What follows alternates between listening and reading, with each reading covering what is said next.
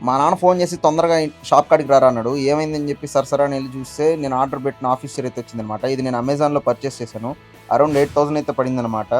ఇది ఎందుకు బుక్ చేశానంటే మా షాప్‌లో ఉన్న ఆల్రెడీ ఆఫీస్ చైర్ అయితే ఇది ఖరాబ్ అయిపోయింది ఫుల్‌గా. సో, అందుకని కొత్తదైతే బుక్ చేశాను. ఆత్రంలో ఓపెన్ చేసేటప్పుడు కత్తెత్తి ఇరగ్గొట్టుకొని మా నాన్నతో తిట్టించుకొని మరీ ఓపెన్ చేశాను. సో, ఓపెన్ చేసి చూస్తే పార్ట్‌లు పార్ట్‌లుగా పంపించారు. నేను ఇంకా అది అసెంబ్లీ చేసి పంపిస్తారనుకున్నాను. లేదు, ఇప్పుడు మనమైతే అసెంబుల్ చేసుకోవాలి దాన్ని. ఒక పాత చైర్‌ని చాలా అతి కష్టం మీద విరగ్గొట్టి మరీ బయటకైతే తీసుకొచ్చాం. ఎందుకంటే షాప్ ఎంట్రన్స్ నేరోగా ఉంటుందనమాట.